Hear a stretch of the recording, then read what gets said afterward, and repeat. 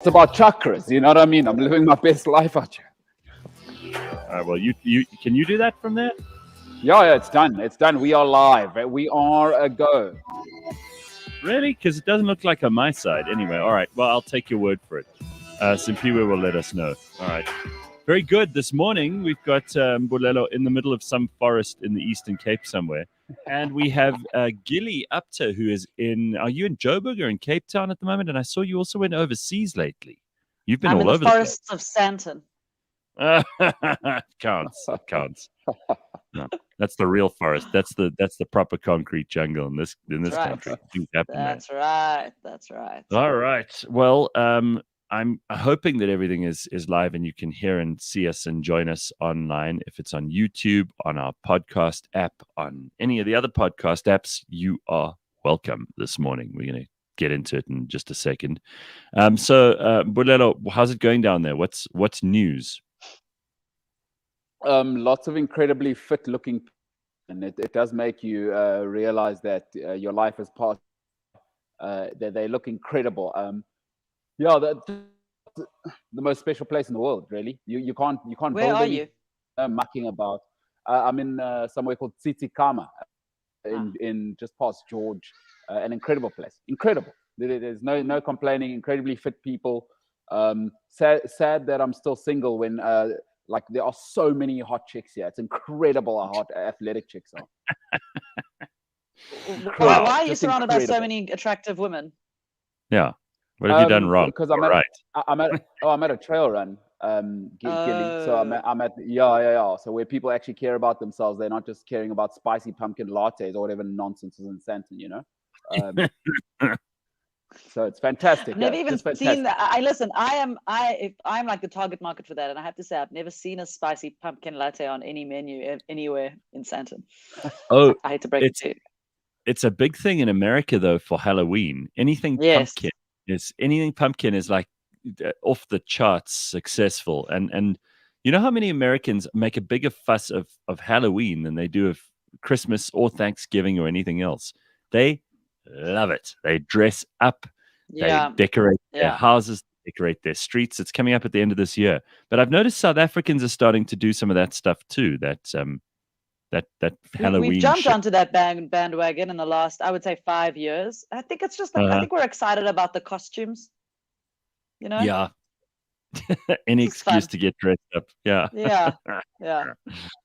Oh man! All right, so Gilli, what's been happening? I'm still having Santon problems. Sorry, before you ask Gilli, I did so I brought a mic and now my mic's not being picked up, so I probably sound like I'm doing this from inside of a tin can, which makes me mad. No, you sound all right actually. You don't sound too bad at all. Pretty clear. Oh, okay. No, all right, awesome. No, wouldn't worry about it. So Gilli, what's been happening with you? I saw you hanging out with Nina Hasty the other day. I often hang out with Nina Hasty. There are very few women in my industry, in the comedy industry, so we tend to enjoy being around each other and sharing our trials and tribulations with each other. You know. And Nina has serious trials and tribulations any day of the week and twice on Sunday. She does. She's full of the tribulations, especially the tribulations. That one. she's an extremely she's actually a very sensitive human being, our Nina Hasty. Yes. She's yes, she is. She's worked with us at Cliff Central pretty much from the get-go. She used to do a show with Trevor Gumbi, which was just oh my God, it was off the wall. It was probably the most dangerous show I've ever heard, and I've listened to radio from all over the world because with those two, and I think Trevor was still. Yeah. This was pre-rehab Trevor. This was like, the Trevor that genuinely did his absolute best to piss everyone off. And Nina, of course, pre-rehab Nina. It was as well, and she was. They were enablers for each other. Wild. Yeah, that sounds wild. It sounds wild. That sounds fun. Those are two very fun people. They're fun people, but my God, there's a lot of crazy ideas. I'm surprised we didn't get locked up. They just didn't come and arrest the whole lot of us for being associated with them because they would make the most crass and the words politically correct don't even help to describe the opposite of what they do. I mean, these two, they used to have conversations about but they would try to make each other laugh as well. They had conversations about race and sex and rape and incest and Oof. just and they held no candle for anybody. There were no sacred cows. It was just extremely hectic the whole time. My Well, God. those are two very fun, interesting, sensitive, intelligent, wild people. Can only lead to trouble. So, yeah, exactly. No, we were hanging out, we were shooting something, but we're trying to get this industry going again. I guess that's what where all the comedians are up to. Well, it's really there isn't really much of an industry. There are very few gigs. So. But I saw you on stage at a thing on your Instagram the other day, and I saw some others as well. What was that all about? It depends what you saw, but in the last 2 weeks, I guess, there've been a couple of shows. There've been some open mic shows. We did the Joburg International Comedy Festival this past weekend, which was very fun. Usually it's quite a big festival. Here in Joburg, it's been running for about 4 or 5 years. And on Friday, Saturday, and Sunday, they had it in a sort of a minimized version of it, but they did a really great job of doing I think 8 shows or 10 shows in what is essentially 2 rooms at a hotel. And it was really fun. It was super professional. The comedians were excellent, and it was really great. Yeah. And now with level 1 or whatever we're on, I mean, does that open it up yet? Because I think that the only things that are still under lock and key are like sporting events and things, or can comedy take place now? I think comedy can take place. It's in small enough rooms usually anyway. Like there's a lot of comedians who are during the pandemic, we're we can't fill out rooms. I was like, bruh, you weren't even filling out rooms when it was allowed. What are you talking about? Filling out rooms. Don't get wrong with filling rooms. Yeah, we have a situation where people are like, oh, we sold, we're sold out, but it's 10 seats because of COVID. Well, sellout is a sellout. You did go to London and was it Lithuania? Oh, I went to a lot of places. Gareth. I went all over Europe on a comedy tour. It's a tour that I've been on before, and I was asked to join again. It was postponed.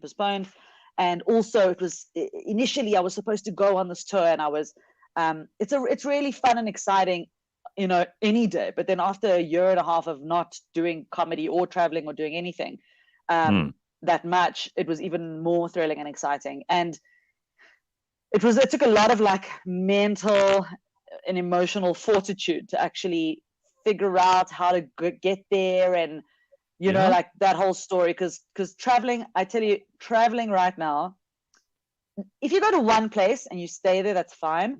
But traveling from one place to another right now is treacherous. But I managed to do it and managed to go all over, perform all over. Yeah, I was in Lithuania, in Latvia, in Estonia. So that whole Baltic region. Yeah. And in Germany, spent quite a lot of time in Germany. I was in London. I was in Amsterdam. I went to a lot of places, did a lot of comedy. It was great.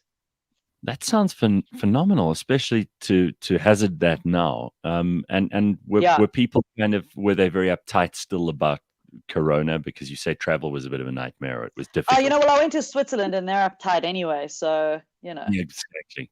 Yeah, that's true. That's true. That's and also I went to Germany, and I like to do jokes about Hitler and Jewish people, and it really upsets them. So it's fun for me and not that fun for them, but that's fine. I mean, No, it's pretty much illegal. Somebody has to have a good time. The Germans are still kind of sensitive about that, which is ironic. But they have to hear it, as a Jewish person who comes to them with a joke about the thing that they've done, they have to take it, which I respect. I wish we had that kind of openness in a way to it here in this country, to talk about things that we don't want to hear necessarily. Well, I feel like we've I don't feel like it's been a long time since we had you on the show, because I follow your Instagram, and these "Hello, it's me, Gilli" videos of yours are awesome. And thank you. Tracy says the same thing in the comments this morning. So those are fantastic, and it's become like a thing. You scroll and you go through people's stories, and then something like that comes up, and you actually stop and you go, good, it's time for a little dose of this. It's awesome. That's nice. Tell that to the many people who are unfollowing me daily. What? I can't. So many people unfollow me. I just get unfollowed and unfollowed. I mean, I think overall I get followed, but maybe it's the Germans. Maybe it's the Germans after the Hitler thing. Like that filters into their stream, and then they're like, "Oh no, who is this?" And then we got to get out of here. Auf Wiedersehen to your profile. I think you might be right about that. I know what I know. Yeah, I will say, like, I have to tell you, like, I do these videos every day because I committed myself to doing a video every single day this year. And I have to tell you, I absolutely hate it. Do you? Do you? It's I don't know how you do this job every day, Gareth, honestly. Like every day I'm like, not another one. So you feel pressure to create stuff. Yeah, I mean, like on a consistent basis, because it is a pain. That was the point. Yeah, that was the point. The whole point was to force myself into a situation where I have to try to create something or write something or think about a concept, conceptualize something every single day. It's not just about getting up there and talking shit. It's about like, can I conceptualize something every day? And I don't think I succeed every day, but at least I'm building that muscle, But you know what it sounds like, Gilli? When you transition from like, oh, we're dating and we live in our own apartments, and then you do the marriage thing, and now you got to be there when his dirty socks are on the floor. Now you're like committed. It's another thing. Absolutely. We live together, and now I have to see his mother because you know what I mean. Every Sunday's a family thing. Yeah, so 100%. I was just dating social media before this. Now we're in a long-term, serious, committed relationship. And let me tell you something. I'm going to break up with social media on the 31st of December. Well, Gilli, let me tell you something. Is number one, you're so brave, because that's a thing to say now. By the way, you're so brave. Thank you. Yes. And also comics. We love that. You are so brave, and also thoughts and prayers. Like marriage isn't for everyone. #blessed. Is there anything more patronizing than being told you're brave for doing something that isn't brave? Let me tell you what's worse. You've just been on stage, okay? You've been on stage for like, I don't know how long. This often happens at my friend Claudine and I. Claudine's also a comedian, a Jewish comedian, and we found that often we get off stage if we're doing a Jewish event, for example, like a Jewish fundraiser or something like that. It's often women who come up to us afterwards and they go, "Honestly, you are so brave. I don't know how you do it." And it's like, it took me a long time to understand what that was. And then I realized, these people they think when I come out on stage, they actually are terrified for me. They think this is going to go badly. And so they're actually very nervous the whole time, like waiting for it to go wrong, because it's like, I'm like one of their children. And if it goes badly for me, and listen, if this goes badly for me and I'm not married and I don't have kids, I mean, they're just going to die. It's going to just be the end of it's like, it's not even bad for me. It's so bad for them. They can't handle it. But it's a funny thing. There seems to be this, and I don't know if it's just a Jewish thing, because there are lots of other people who aren't Jewish who feel the same way, that they kind of, as you say, they expect it to go really badly, whatever it is. Yes. So it could be a meal. It could be like a business meeting. This is going to go so badly. You can hear them saying it in their heads, and then when it doesn't go that way, they're almost like relieved. And then some miracle happened, even though it was a perfectly okay, simple, straightforward, easy thing for the person in question to do. To them, it's like, oh God, everything's going to go badly. I always wonder, like, what it's like. That is a Jewish thing, and to be fair, it usually does go badly for us. Well, historically, it hasn't been easy. Let's put it. So you know what I mean. We have to maintain a little bit of like skepticism in any situation, just for safety. Yeah. No, that's probably about right. No, it's called Jewish angst. Like that's a real thing. People like literally call it Jewish angst in the community. So again, thoughts and prayers, and you're so brave knowing that that's gonna happen to Gilli and Claude. I don't know if I can call her that. You can. Oh. Thank you, Claudine. Claude, we appreciate your support during this difficult She's just so nice, that Claudia. I just wish she'd get married. Her name's Claudine. Claudine, man. No, sorry. I was thinking of Meryl's child, who's just gotten married, by the way, to Joshua Livitz, and it's going unbelievably well. He's a dentist. He's the best. I'm telling you. You could see Mbulelo lives in the middle of Morningside. Yes, absolutely. I'm sure. But you know what? In his defense, I'm sure he gets called Mbulelo all the time. Yeah, all the time. Yeah. So I just want to go to comment from Lawrence. So we all have our struggles. Lawrence says, here's a weird story, and I have no reason to not believe him. A guy contacted me and was willing to pay for me to make animated porn of his wife. I take it Lawrence is an animator. Yeah. Should he take the job? I mean, but what's porn? The question is what is the reference material that he's going to be working on? Exactly. Gilli, well said. Well, I mean, there's got to be. He's obviously got to supply pictures of his wife. This dude, and I think this guy. This is a great idea. This guy was like, "I love my wife. I love porn. Let's put our hands together." But it's not. This is not straightforward. Like just roll the cameras and film a little private porno for us. This is like animated as well. I want like cartoon versions of my wife. So he's got that. It's so funny. It's into that. Maybe they had a fight, and she was like, "You, it's me or the porn," and he was like, "Hang on a second, I have an idea." Yeah, that's incredible. He's got to do it. You've got to do it. And also, let's say what everyone's thinking is, how hot is she? I mean, if she's incredibly good looking, you got to do it. Why? What difference does it make? He's into her. He thinks she's hot, obviously. And sometimes I'm saying the animator. Yeah, but sometimes it's easier to draw people. They're not really good looking. Like you've got to find some, especially if you're a cartoonist, you got to find something about them that's a bit weird. And then maybe she's got a big chin or like buck teeth or something like that. Then it's easier to draw her, and it'll look more like her in the cartoon. So, from an animator's point of view, that's quite interesting. Ruth says, "Yes, Lawrence. Indeed, it could become a huge thing. Anime porn is huge." So Ruth knows about this. So clearly, that's a thing. Tracy, sorry, that whole world is very real, by the way. Like I have friends that are into anime, and then they'll just weirdly like show me that stuff. Like, why are you showing me Japanese cartoon porn? Like, why is this happening? And it's a massive thing, by the way. Like, weird. That is weird. Well, Tracy's a photographer. She says she often gets requests for boudoir shoots. No thanks. It's never for the husband. It's always for the guy on the side. So by boudoir shoots, you mean like what? Like, sexy kind of lingerie and nude stuff in their house, or in a studio. That's interesting stuff. People are being much more open about that kind of thing these days. You could see like some people, even in their Instagram, they're like hinting at how they do, more than just the straightforward model clothes thing. Yes. Now they'll do the whole 9 yards. It's pretty amazing. Lawrence just adding in there that she wasn't very good looking, the woman in question. Oof. Okay. See, that helps. It helps. To you, Lawrence. To you.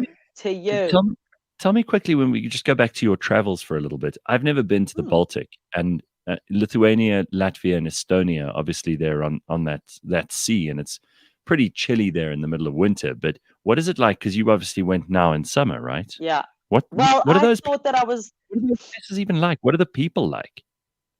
The people are interesting in the Baltics. They are very sensitive about how they're seen in terms of Eastern Europeans. They don't think of themselves as Eastern Europeans. If you tell them they're Eastern Europeans, they're insulted. So they're like Central Europeans and like.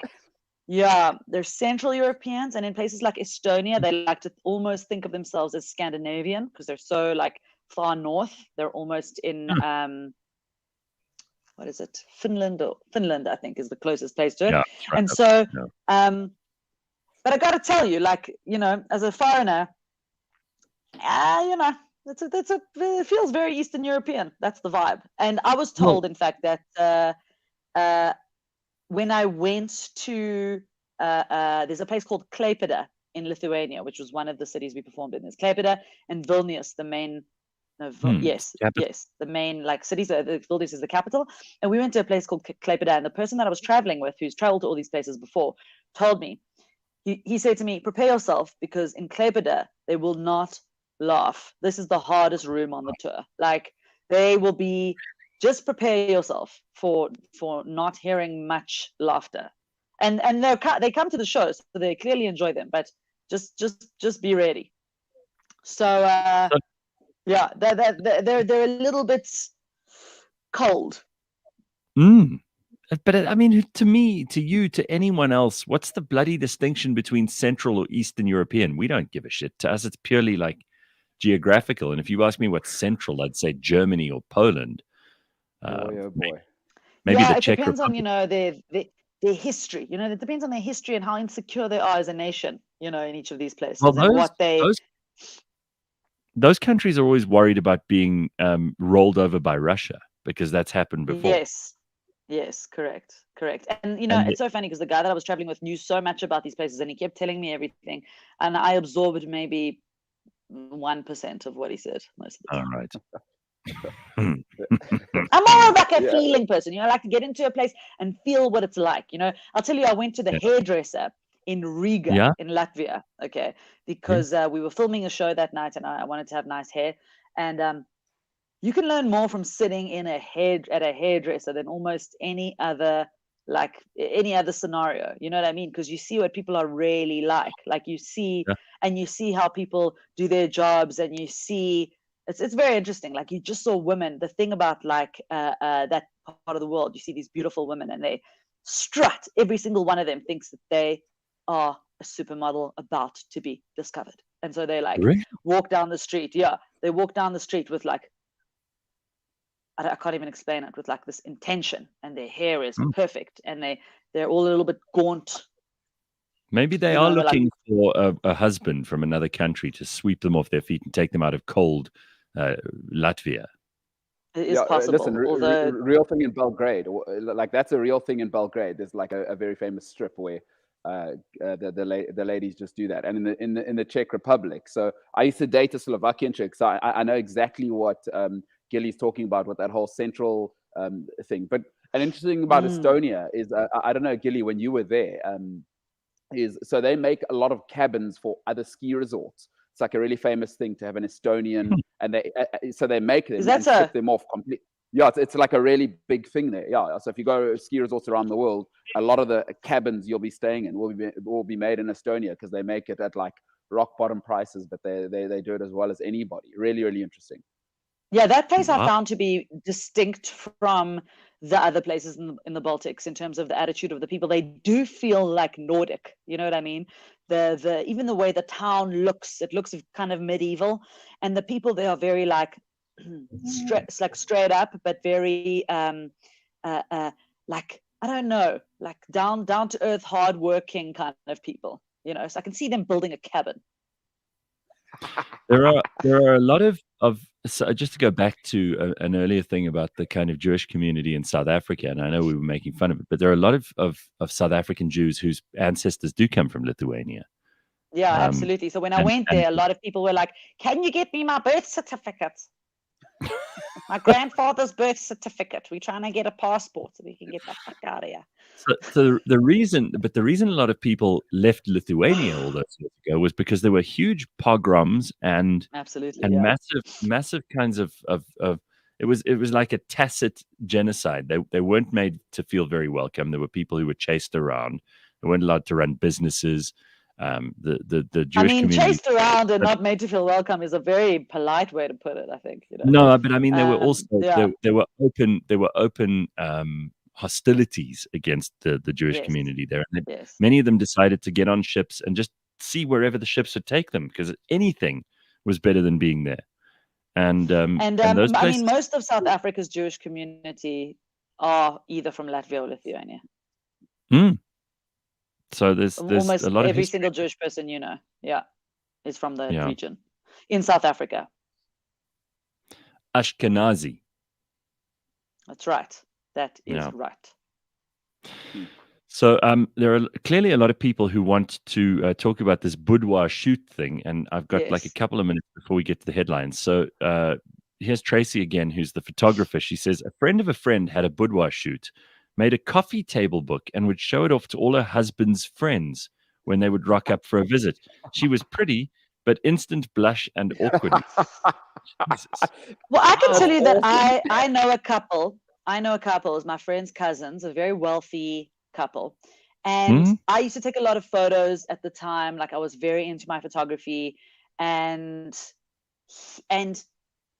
he wanted to have a painting of his wife made by a painter. No, sorry. She wanted to have a painting of herself made for her husband on his birthday. It was like his 50th birthday or something. And so she asked me to take the photos of her. And they were quite like provocative lingerie photographs. And she was very beautiful. And yeah, it worked out pretty well. But every now and again, I by mistake come across those photos, and I'm like, in like 30 years, when I forget who this woman is, this is going to be so weird when I'm like rifling through photos and find photos of this half-naked woman, like amongst all of my belongings. Yeah, that sounds dodgy as hell. You know, I think that these days it's not as difficult because everybody's got camera phones, and we don't remember that. Like 10 years ago, it was a thing to take pictures. You needed a camera, needed to be a good quality camera. You needed to have pictures developed. Okay, not 10 years, maybe 15 years ago, where it was a big deal. You couldn't just put a camera up and take a couple of selfies with the other side of the phone. You know, it was much more difficult. And I used to love it. I used to love doing it. And now that you say that, I realize the more the technology has advanced, the less I've enjoyed taking photos. It seems it's very disposable, you know. I take a lot.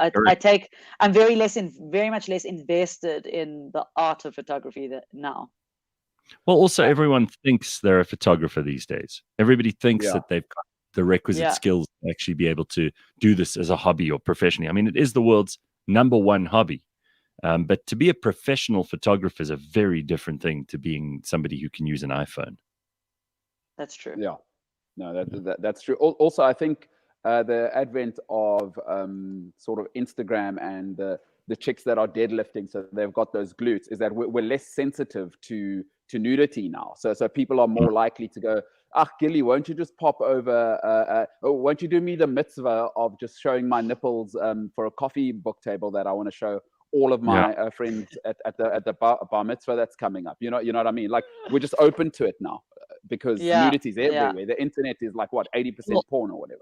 I mean, listen, there are people who are making a living out of just posting naked pictures themselves now. And we joked we spoke about Nina just now, but Nina said to me on the last occasion she was on the show, she told me that she was getting a lot of requests from creepy guys to do foot pictures, and she was going to start an OnlyFans with her feet, because she said there were huge numbers of people who were asking her on an almost weekly basis, like, please. Honestly, I don't see the harm there. Feet out, money in. Excellent. Excellent trade. You wouldn't have a problem with that. Feet, no problem. You want to pay me for my feet, you moron? I will give you the feet. I saw a diagram yesterday of a human leg, right? It's drawn like crudely in pencil or whatever. And then it's got colors ranging from dark at the top to light at the bottom. And it says the lighter end of the spectrum makes it less socially acceptable to have a fetish, and that the top end of the spectrum makes it more. So in other words, as you go down the leg towards the foot, your fetish becomes less and less socially appropriate, and people look at you more askance. It is hilarious. Anyway. All right. Ruth just telling us to please remember to click the like and subscribe buttons and all that shit. We always forget to say this. So thanks for the reminder, Ruth. Okay. Do some headlines quickly. Let's look at what's going on in the world. First things first, Facebook obviously went down, and people were talking about that all day yesterday. Zuckerberg has apologized for the 6-hour outage.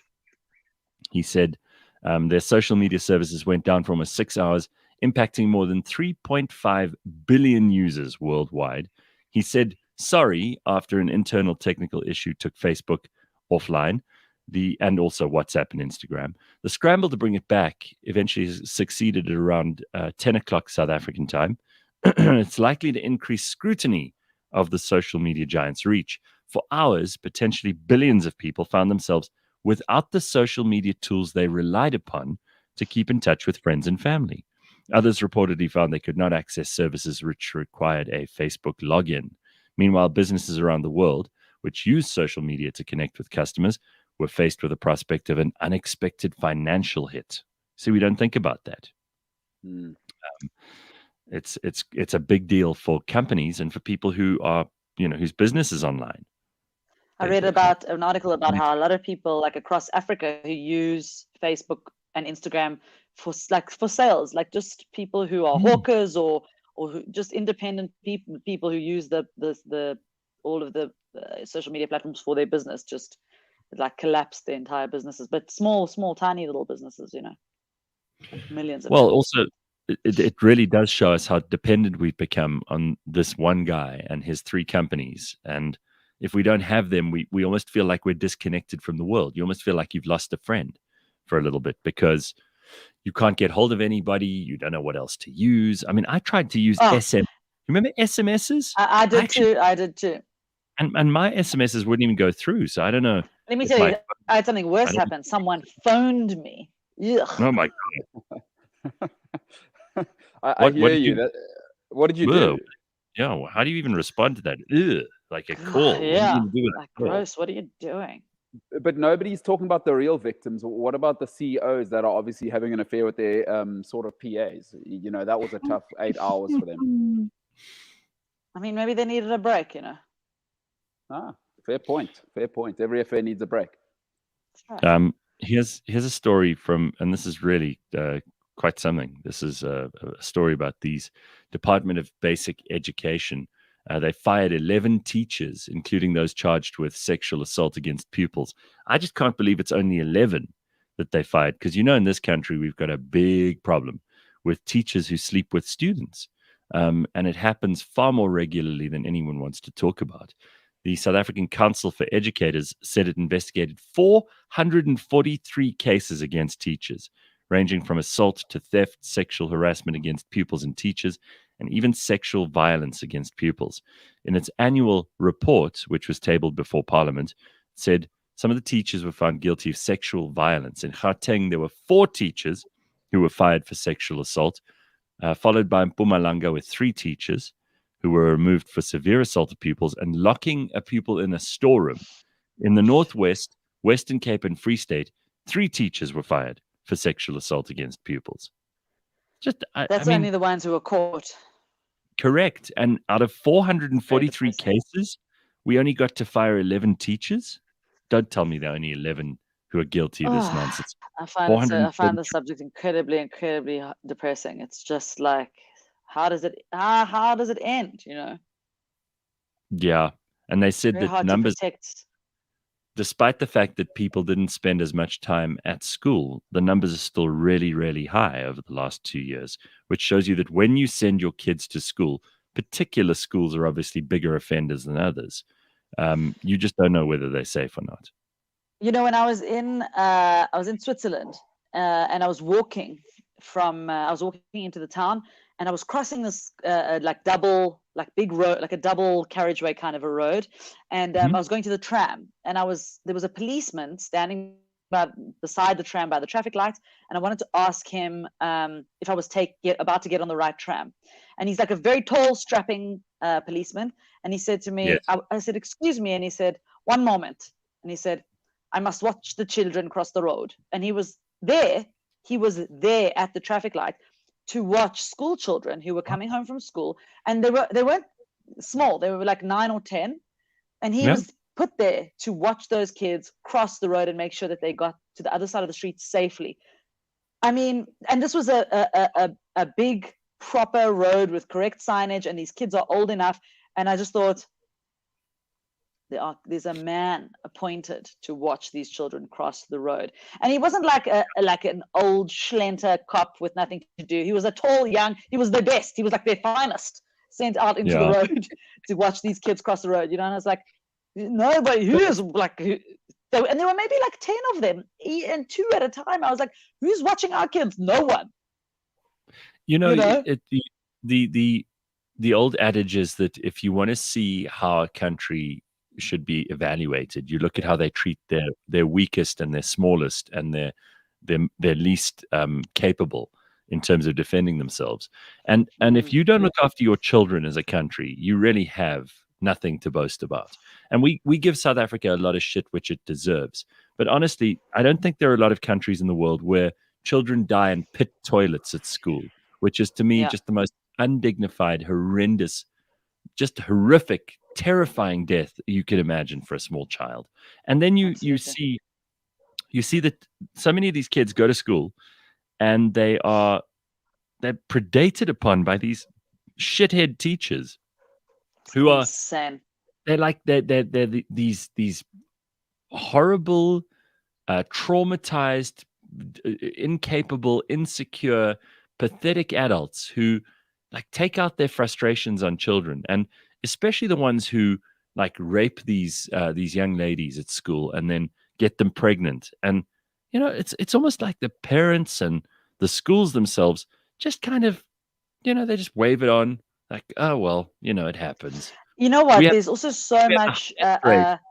We have the highest rate of pregnancies in schools where the perpetrators of these things, the impregnators, are teachers, not other pupils.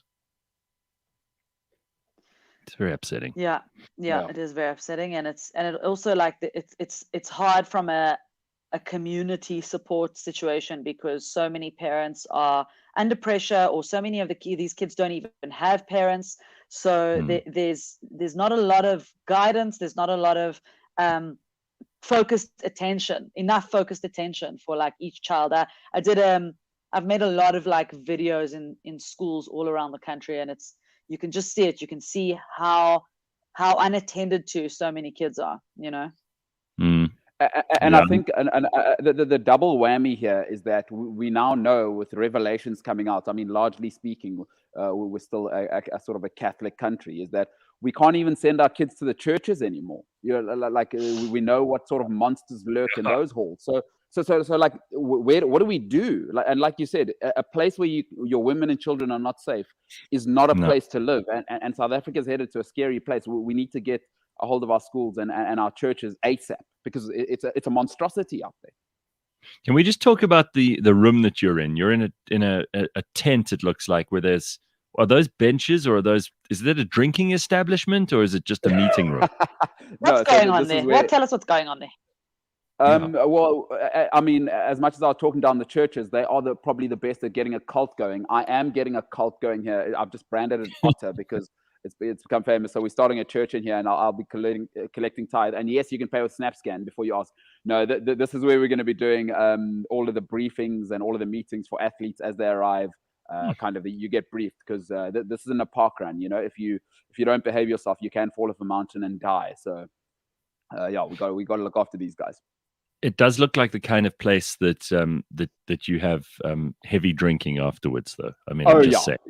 Well, let me see if I can quickly. I don't know if you're getting this, but a lot of the heavy drinking will happen out there. Not sure if you are seeing. That is a beer tent there. So I'm sorry. Anywhere you see those barrels that are placed strategically around the room, anywhere you see those, you just know there's going to be the drinking that happens alongside them. So these may be athletes, there may be people who take the trail run very seriously, but there are also people who can obviously drink quite heavily, because otherwise they wouldn't have those barrels lying around. A big part of trail running is getting absolutely hammered on good quality craft beer. Like it's sort of a part of it, so guys like to get after it on both ends. It's gonna I think most people end up on a trail run because they agreed to it while they were drunk. Otherwise, why would you do that? Why would you do that? Terrible thing to spend your time doing. Oh my God. I don't ever feel the need to run unless I'm running away from something. Yes. From a teacher who's trying to have sex with you at school, for example. That's a good reason to run. For example. That's not a way to spend your time. It really isn't. We've got one or two other things in the news I want to get to, and we've got Sean Sanders joining us just a little bit later on. So we're marching steadily towards having our own new digital vaccination certificate. This is great news for those people who are vaccinated, because it'll allow you to get around. Sorry, I just got COVID. Oh no, COVID. COVID's got you by the. Oh my Lord! I had to share my COVID with you digitally. No, I'm kidding. Thank you so much. So I went for the first of my vaccinations on Monday, and that sneeze has nothing to do with COVID, I can assure you. But the digital vaccination certificate is coming out, and you cannot believe how excited some people are. You'd think that this was an early Christmas for some of these idiots. South Africa's COVID-19 digital vaccine certificate went live without any announcement. Comes after President Cyril Ramaphosa said the country would have to have standardized proof of vaccination in order to facilitate travel. I mean, that's why we need it, Gareth. Here's why we're excited. Look at the size of this thing. I mean, I might as well have a child.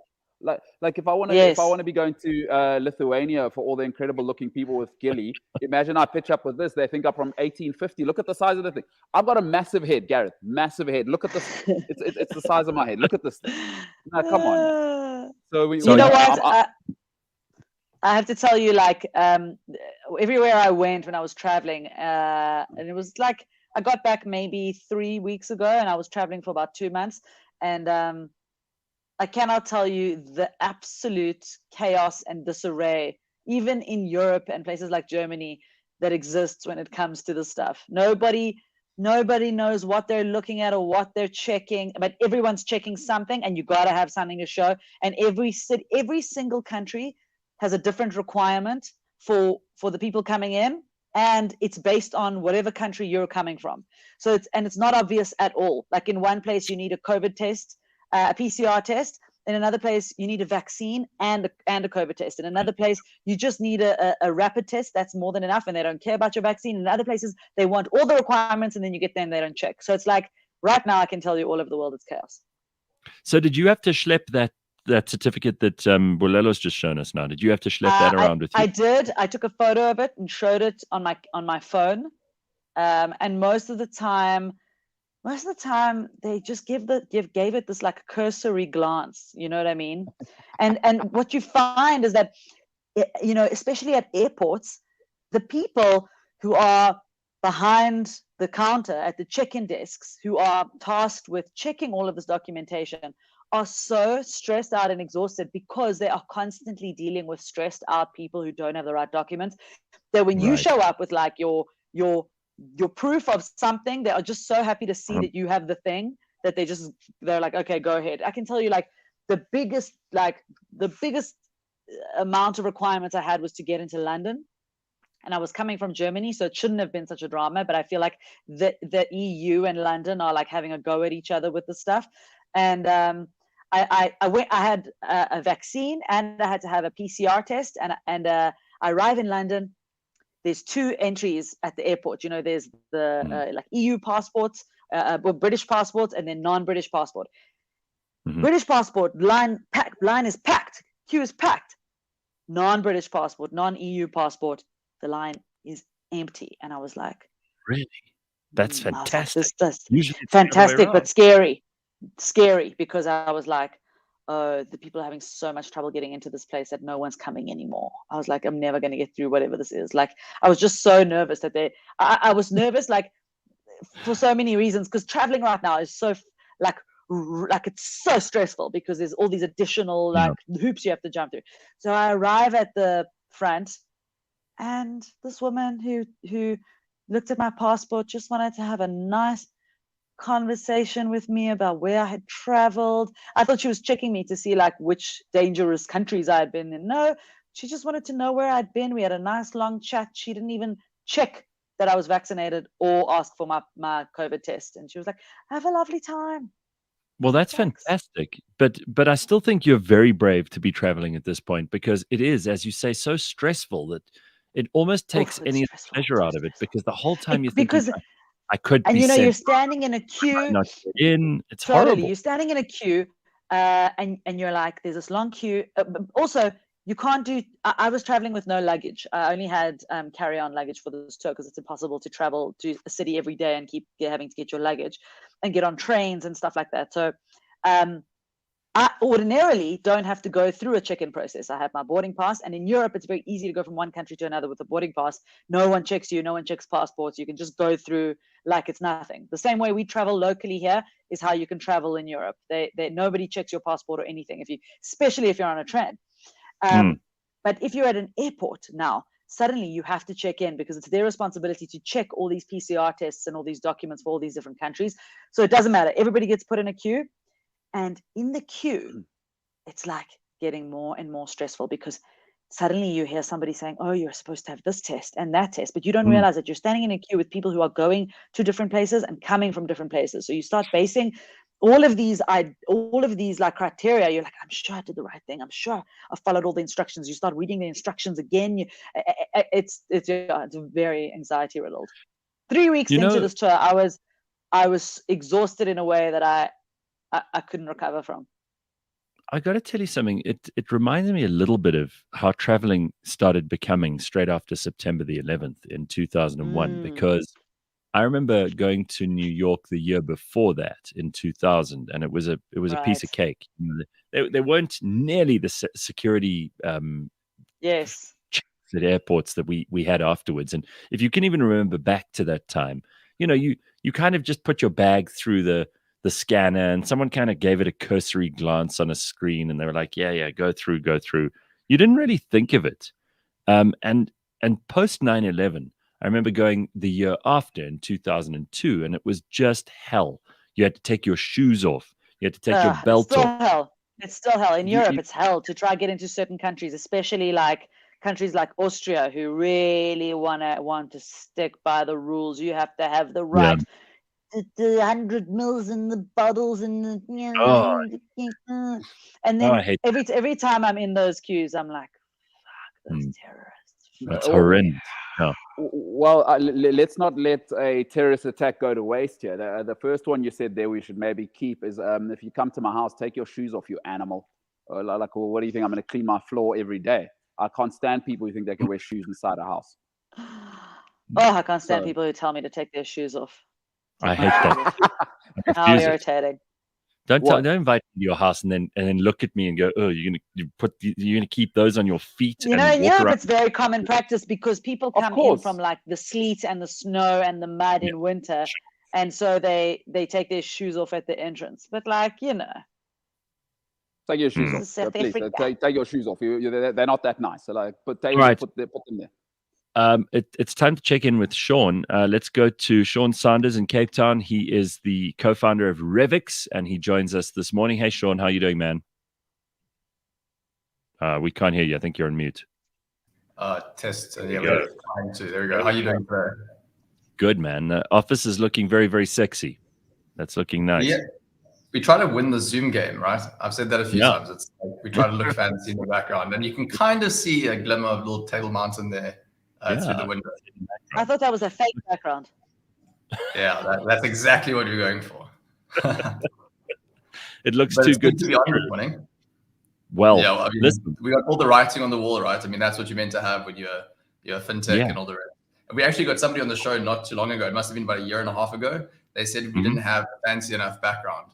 So I took that to heart, and I've worked hard since then.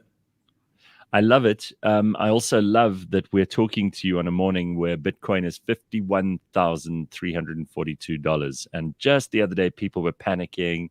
There were some people who were panic selling. We were going, oh, no, this is terrible for crypto. You and I were talking about the Chinese and how they've tried to shut down cryptocurrencies in China. Well, it seems that crypto is having a very good week.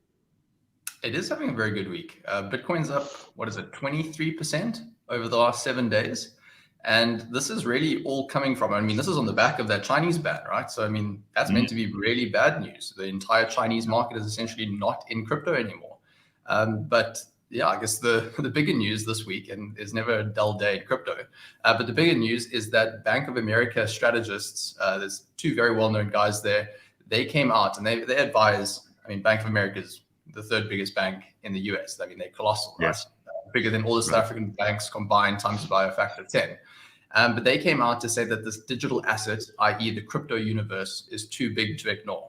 So this was sort of just another stamp of approval from a big Wall Street bank And that's led to a lot of money into the space. And I mean, you're talking sort of a lot of the hedge funds and family offices that were sitting on the sidelines going, is this Bitcoin thing real? Is it really going mainstream? They're now coming in. And I mean, if you saw, it's called on exchange flows. So the amount of money that moves onto exchanges out of fiat currencies, like dollars and pounds and all the rest. I mean, that was at a record 2 days ago. So that was a sort of big move into the space. And that's sort of what's driving the prices now. So now you're getting all the skeptics, they're sort of hiding away, and you've got all the Bitcoin proponents and all the rest, they're coming out now, and you're hearing calls of $100,000 by the end of the year. I personally, and again, I always find that when you're looking at future prices, it's a bit of a roll of the dice. But if you're looking out towards the end of the year, I mean, if you're looking at sort of getting back to our all-time high, which is $65,000, that's 27% from today. I mean, that would be a phenomenal return over the next 3 months or so. $100,000, it's very probable and there has to be essentially two big developments that occur. That Bitcoin ETF we've been speaking about for the last 3 years, that needs to happen. They actually need to be able to have an investment product, being this ETF, an exchange traded fund, which is essentially just something that would provide access to a retail investor, so to an everyday person, that they could go then to the equivalent of, let's say, their Easy Equities or their stockbroking account and be able to actually buy cryptocurrencies. And that would be a very big sort of step forward in the space. And then another big development would sort of be some clarity really around the way that they're going to tax cryptocurrencies in the US, because at the moment there's a big question mark around that. And I think those two developments, should they favor crypto, I think you could quite easily see $100,000. And again, the space doesn't move linearly, right? I mean, when you're looking at moves here, this is not a constant 1% move up or down per day. Like you have days like yesterday, as an example, where Bitcoin went up 7%. And as we've spoken about many times on the show, there's days where it goes down 10%. So if you look at sort of that 80-20 principle, the 80% of returns are produced from 20% of the days. That's sort of the approach that you look at crypto, but you're probably looking at like a 95-5, where there's maybe 5 days that account for 95% of the yearly returns. And it's sort of that old adage as well to say the time in the market is the most important thing, because you can't really time, or you actually just can't time when that's going to happen. So I've got a couple of questions here, because our audience are not idiots. They ask the hard questions. Shibu Inu. What is Shibu Inu or Shiba Inu? What is that all about? Apparently, that has gone up by a couple of 100%. Yeah. What is gosh.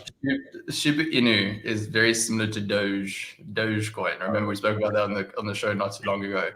These are meme-based cryptocurrencies. So just actually taking a step back. So to all the listeners that haven't listened to some of the older podcasts where we spoke about Dogecoin. So back in 2000, and if I'm not mistaken, it was 2017, but I stand to be corrected. It could have been 2018. Dogecoin was created. And the idea around Doge was really to say, listen, you can just print money. You can just print a cryptocurrency. And it was sort of a dig at Bitcoin. It was also a dig at the traditional monetary system that we have today, right? Because the Fed goes, listen, we need more money in society. They click the printing machine, there's more money that comes out. Obviously, that's an analogy, but that's theoretically what happens. So they created this cryptocurrency. They, being a very small group of guys, created this cryptocurrency, and they just made it as a joke, right? They literally had this dog I forget the breed of the dog, but that's the logo of this cryptocurrency. They called it Doge. A lot of people call it Doggy Coin, and it just became this massive meme, like the biggest meme in the crypto space. And then you had Shibu Inu, which got introduced, I don't know, earlier this year it seemed, and that's also just blown up. But these are completely meme-based cryptocurrencies. They don't function. They don't really do anything, right? Like if I wanted to send you some of this, it works, but it's like kind of, I don't know. It's like me sending you an email. Like, is there really value attached to that email? I don't know. It depends, obviously, what's in that email. Shiba Inu. It surged 55% 19 hours ago, and then it zoomed to 770%. I mean, that's just incredible. And it's bullshit, really, because it's not any kind of technology, or it's not backing any kind of usefulness. It's just it's a fad. It's a meme. Yeah, I mean, this is what's going on in the crypto space right now. I don't know if any of your listeners have got involved with the NFT space, the non-fungible token space, but essentially you can buy digital representations of real world objects, or alternatively, and most of the time it's actually just digital artworks. So you'll have some graphic designer put together a series of artworks, and sometimes they're super cool, sometimes they're complete jokes, but you've had so many people that have made a lot of money recently. And I mean, hell, like everyone at the Revix team right now is going out and buying like these ridiculous NFTs. I'm sorry, I'm not necessarily a big fan of that sort of like NFT. You see them going for insane amounts of money, and I just don't understand how the prices get attached to them. It's the market, right? I mean, at the end of the day, it's a free market. If you can sell something and somebody else buys it, willing buyer, willing seller. But I think, look, we definitely in this massive, I mean, equivalent to the 2017 ICO boom, you know, where everyone was running around going, buy this weird cryptocurrency, buy that one. You're seeing that in the NFT space. But there are some really interesting projects happening in the background. Dolce & Gabbana came out last Friday, and they essentially have got an NFT collection that you can buy now attached to real world objects. When you go to Louis Vuitton and you'll end up buying some more expensive handbags and all the rest, they actually have an NFT chip embedded in them. What's quite cool is recently, and I just decided to do this as a bit of fun. I invested in a Rolex with my sister and mom, and it was just a collector's Rolex, secondhand. So I was like, okay, right, let me create an NFT. So essentially what we did is we just created this digital token, and attached to this digital token was the purchase date and the identification number that comes with the Rolex. You can take a photo of when the purchase occurred, and essentially that's the digital certificate of ownership. And what's really interesting about that is if you think about in South Africa, let's say, Gareth, how do you own something? Like you can go, okay, right, well, I own my home. I can go to a land registrar or whoever it may be, and I could say, listen, tell me that I own this. You can get some sort of a proof. But for pretty much everything else, whether it's your phone, whether it's your laptop, kind of proving ownership is difficult, right? Like the fact that you bought it.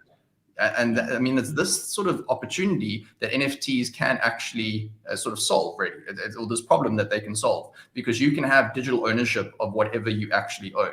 And it can say, well, listen, you are the owner of this, and this is the date that the transaction occurred where you purchased it and all the rest. So anyway, that's, I guess. Surely that means that other people can have ownership of something you own too. If they can prove that, right? So remember, when you are buying that, there should be a transfer from somebody else that owned it to you. Now that occurs on the blockchain, right? So that'll mean that there is a record that exists somewhere that somebody could search. You can currently go to things like block explorers, and I understand that this is now all getting written in the crypto world, but you can go to these things called block explorers, which are sort of like Google for blockchains, and you can search up a particular transaction. So in that sense, you can verify whether or not this has actually occurred. And if somebody else has copied your NFT, or they've copied that ownership certificate, that doesn't really stand if you can, because you're the owner ultimately of that token. And Sean, what about if you create like an image of something, like you take a photo of an artwork and then you make that the product?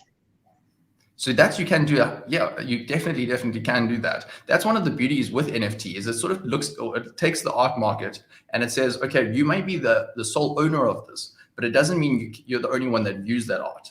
And that's the thing. It's sort of like the shared view ownership. Like I can go right now and, Beeple had the most expensive NFT collection in history.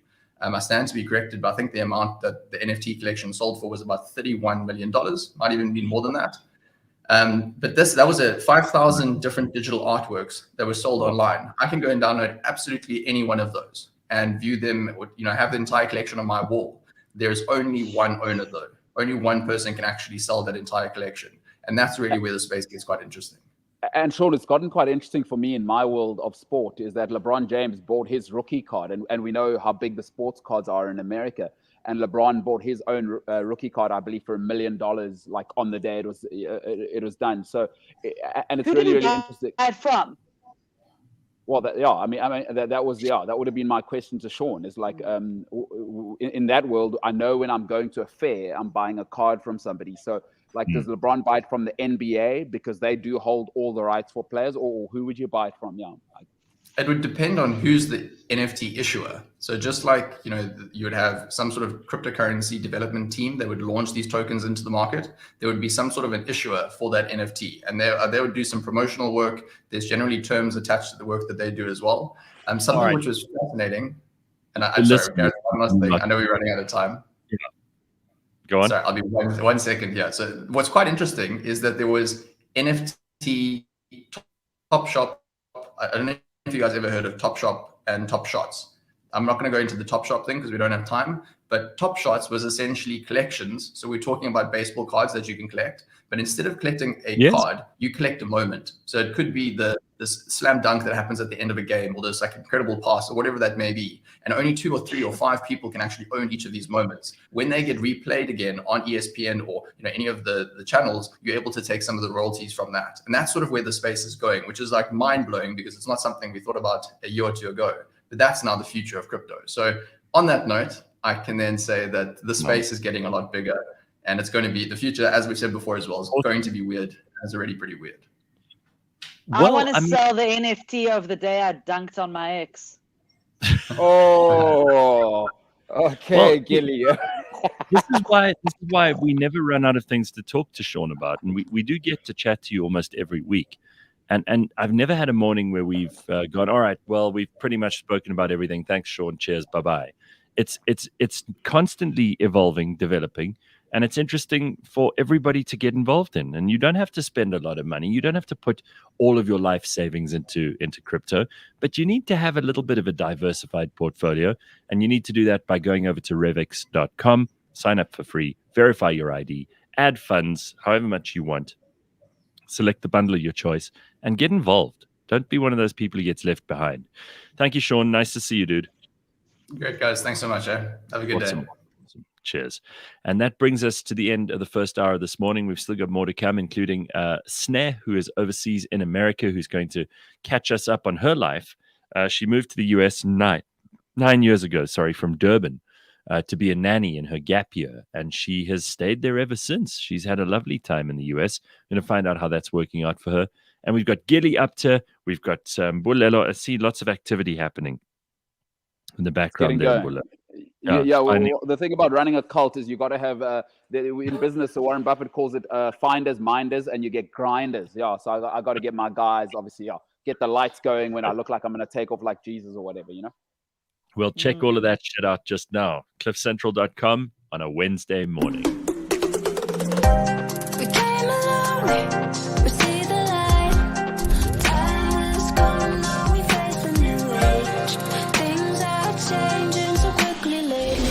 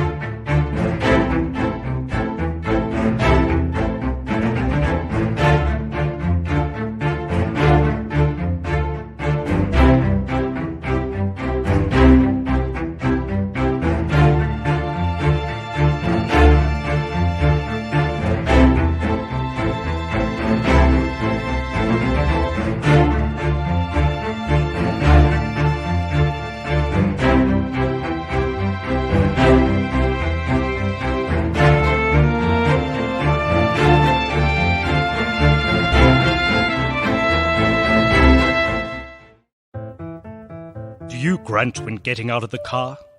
Creak when getting out of bed? Do you walk into a room and forget why? Are you having trouble in the sack? Is the hump in a slump? Join me, Chris Haven-Smith, and Dr. Mark on the T-Health Show every Wednesday morning at 9 a.m. where we talk to medical and allied professionals about those serious and not so serious medical lifestyle issues. The T-Health Show, sponsored by the T-Clinic. The T-Health Show is available on podcasts. Subscribe on Apple Podcasts, Google Podcasts, Spotify, or wherever you listen.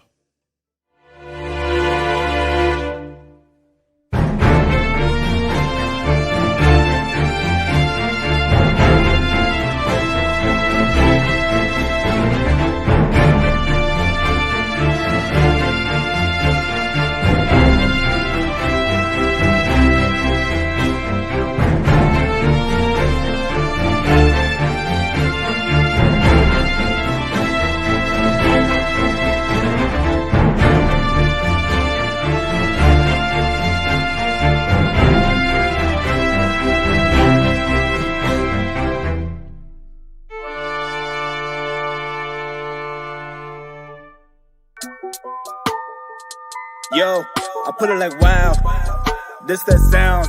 These oaks don't work hard like me, I hope they know by now.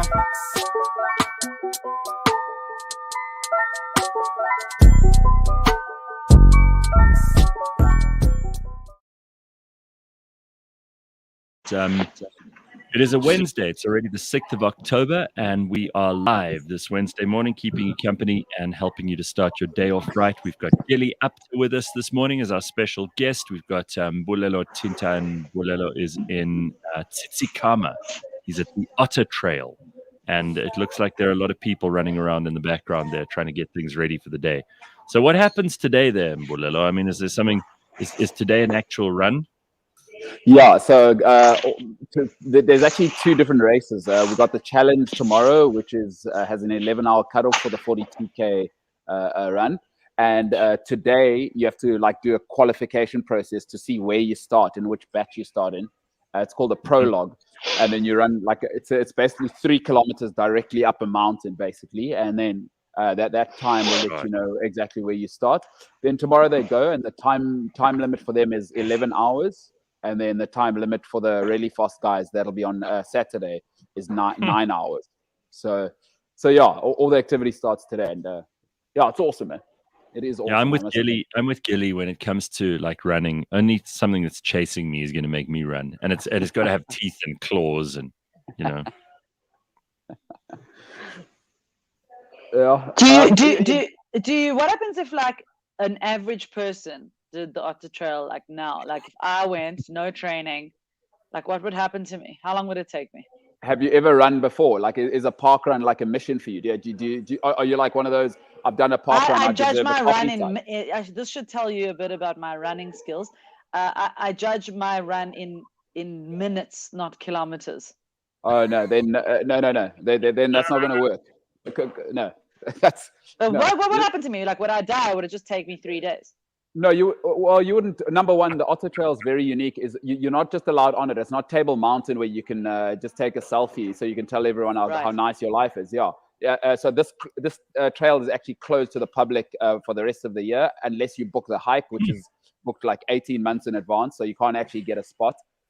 So that's quite unique. But you know, Gilli, that wouldn't work. You got to train for. There's no like, you know, in road running, there's people cheering for you and water tables. There's none of that crap here. Here there's serious people doing serious things. Yeah, mountain running's it's not for yuppies.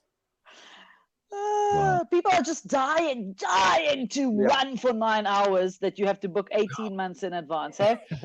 Just cannot wait to run for 9 hours. Sounds like hell. It sounds like absolute hell to me. I would never be able to do that. I do admire people who push themselves to those limits, but I've said to you before, with a trail run like this, or more famously, the Comrades Marathon, as soon as that first person has crossed the finish line, the rest should just stop where they are and go home, because nobody cares. You know? But on a very serious note, like it's nice to be like Gilli's actually given us a nice transition. It's nice to be around people that commit to something serious. You know, like a whole bunch of people that know how to commit to something serious is a lot. Like we were talking about it before. Is I don't like people that live their life la-di-da anyway. So I really love being. And COVID did this. Is it separated me from people that are intense. Like you got to be intense to do this kind of thing. And it's my type of people. So I've loved being here, and the whole feels are very, very different to being back home. Yeah. That sounds very nice. I'm so glad you're in your community. Robin says, please show us Mbulelo's shoes. Does anyone else want to see Mbulelo's shoes? So Robin Badger has got a serious thing for your shoes. What shoes are you wearing now? Are you ready to go? I don't know. I mean, I've got my serious trail runners on. Let me see if I can take them off. I'm not going to be like Nina Hasty and try and put them on a OnlyFans for feet or shoes or whatever. But these are okay. Wow. These are the top of the lines. These are the Range Rovers of this running world. Yeah, yes, like that looks like it could run for 9 hours. But no, these things are. I tell you what, I'm telling you, Gilli. 4x4. Tough as they come. I'm telling you. Like I grind at the gym for this moment. This is what I live for. I was in a sneaker shop yesterday, and I was with a girl who was buying her shoes. And she was looking at these shoes and she said, well, don't you like the look of those ones for men? And I was like, those don't look like men's shoes. Those look like shoes that like a lesbian would buy. And she was horrified. She was like, it actually put her off buying them for herself. And what I meant was they looked quite, you know, some shoes do look a bit lesbian. You know what I mean? What does that mean, Gareth? I know what you mean. It's like any woman who drives a Subaru. I presume you're a lesbian. Yeah. Or if if you spend a lot of time in the gardening section at, Builder's Warehouse, for example, I think that that's doesn't sound like a lesbian. That sounds like a middle-aged man. Do you know Well- that they give people over 60 get I think it's 60 get discounts every Wednesday at Builder's Warehouse. I know this because my father really enjoys didn't that. know. But that didn't sounds know. like the shoe of a middle-aged man that you're talking about. And Gareth, I got to Nope. tell you, Middle-aged man, lesbian, potato. It's kind of, they have the same interests. They're like fixing things. I mean, they just look. The sole of the shoe was very. they like fixing things. They like women, and they like good quality shoes. I think it sounds good. Sounds like a good shoe, and I think you need to get a pair. All right. Well, I'll go back today and I'll see. And but then Robin, to seal it off, Subaru station wagon, lesbian, definitely. Yes, definitely. that's exactly right. Absolutely, 100%.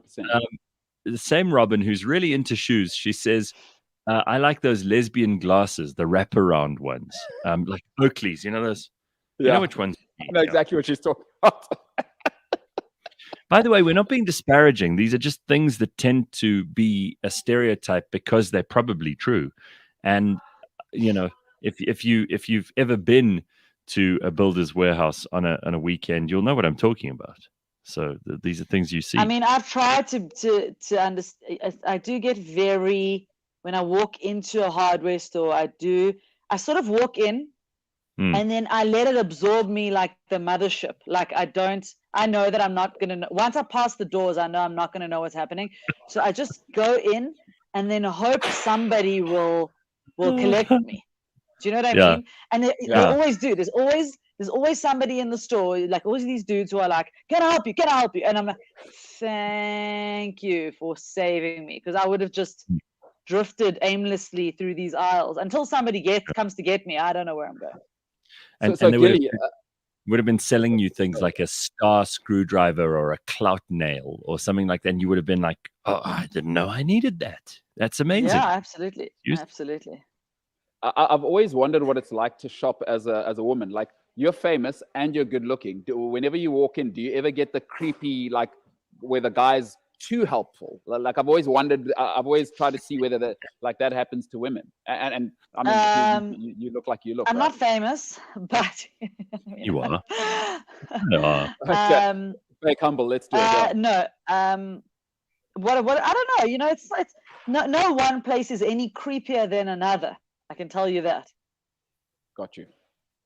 And at least at the hardware store, they're helpful. Most men are creepy without being of any use. Yeah, that's true. They're not even, there's no utilities, no pragmatic use.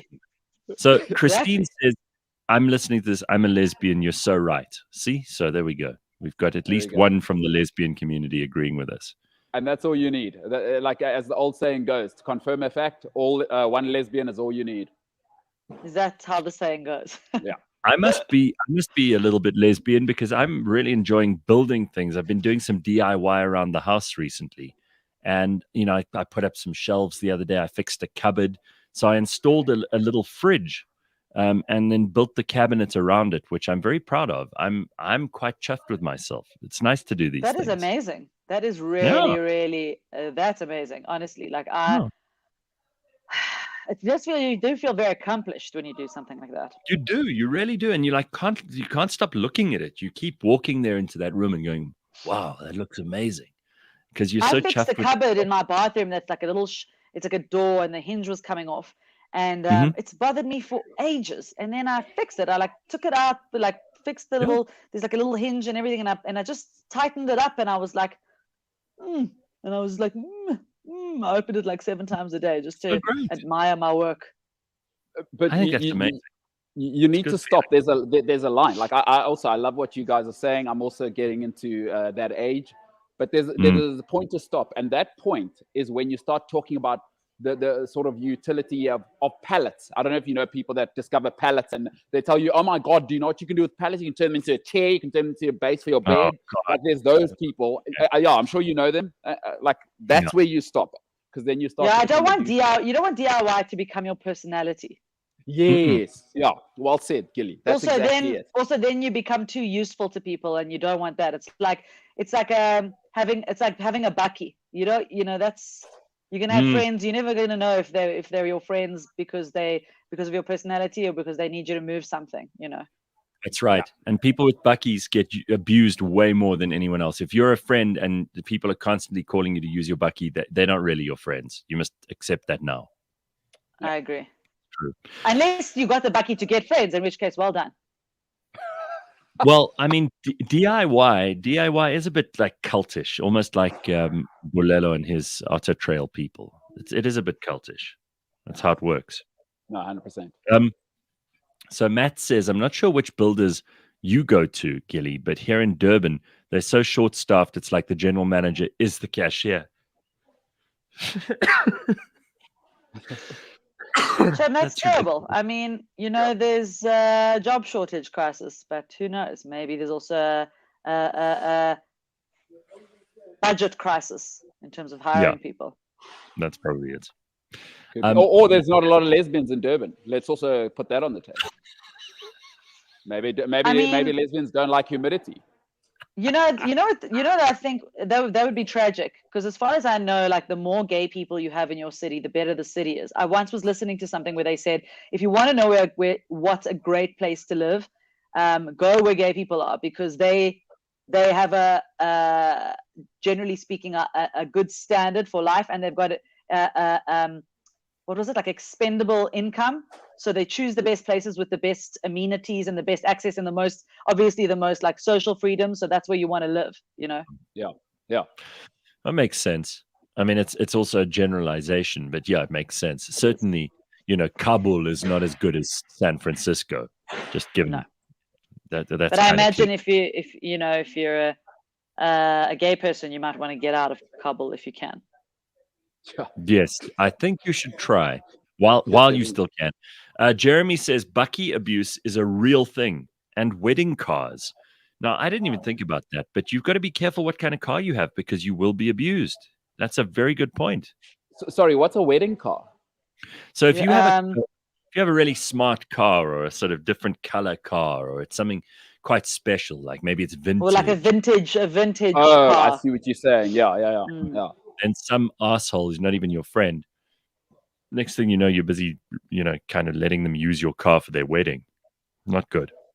I met this guy. We were shooting a show about, like, part of the one aspect of the show was old cars, and there was this man in Oudtshoorn who had this old vintage car, and he had just absolutely loved driving people around on their weddings.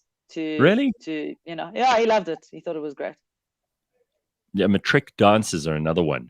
That's a good point. Yes. Like when people, if you drive a nice car, then people come up to you and they ask you, would you mind letting us borrow your car for my matric dance? You're like, what? Just hire a car. I mean, like, otherwise just go on whatever you've got. Nobody actually sees what car you arrive in at your matric dance. I don't remember. When I went to my matric dance, I didn't even remember who dropped me off. Oh, I remember. We went in a limo. I remember. Oh, you did? Okay, so yes, fancy, very fancy. Yes, absolutely. A white car is often used as a wedding car, but most cars are white, aren't they, Terrence? I mean, that's it's got to be. Generally speaking, I think it's like a fancy white car, like an old Rolls Royce or something, like a vintage Rolls Royce. So for black people, just so you know, is that's just a Mercedes-Benz C-Class. We haven't had money long enough for us to be sort of venturing out into Rolls Royces and things like that. So yeah, it is murder being the first one to go to university as a black person and actually have a half decent car. So I understand what you mean now. I didn't know that was called a wedding car per se. Yes, you got it. Yeah. The my favorite ones are those old politician Mercedes Benzes, the ones that were used by the old National Party politicians. Remember those long, very flat ones? E-Class, yes, I know. They're probably considered quite vintage now, but I remember that, like, they were all over, and all the smartest people, like, especially because South Africa is always a couple of years behind the curve.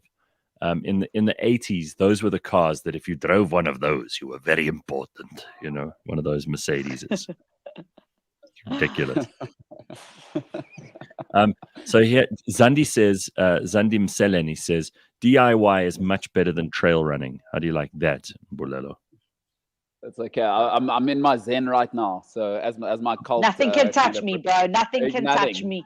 There we go. Gilli gets it. Gilli, I you need to get it, come on bro. more I often. get You get it. You get it. I get it. What's a female mensch?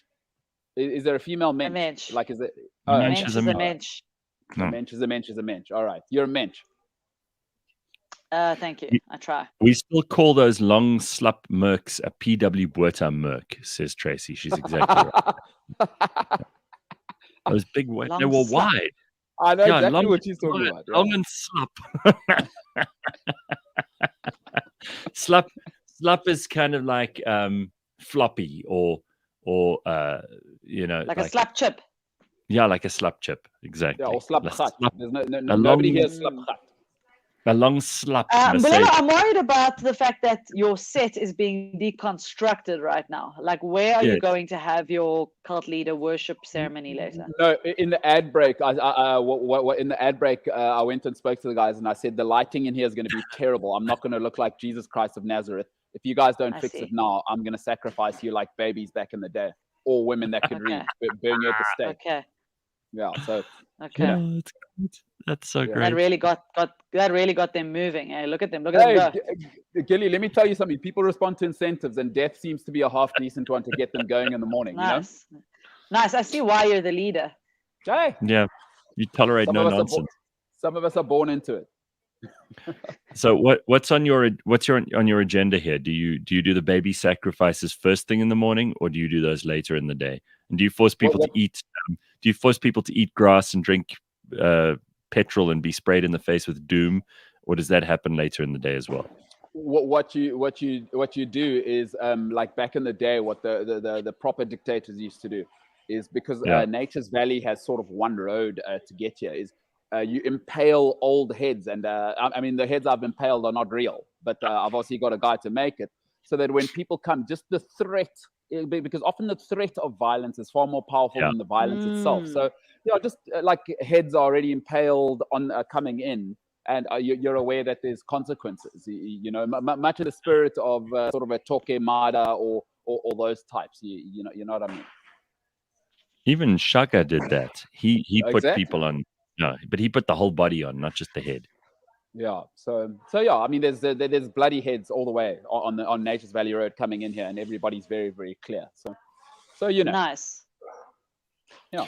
Nice. So Daniela says, and this is a good point when we get to those cars that we were talking about earlier.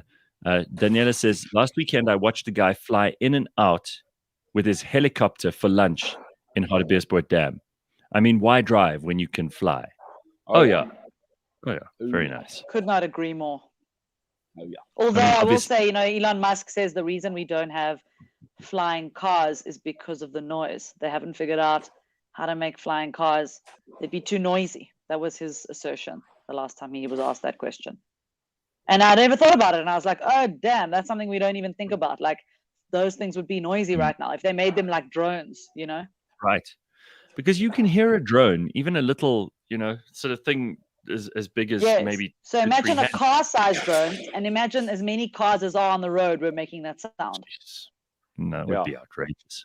Outrageous. That'd be a nice. But if you can't chop it, chop it. That's what I always say. Of course, as somebody who has that option, that's a terrific option to have.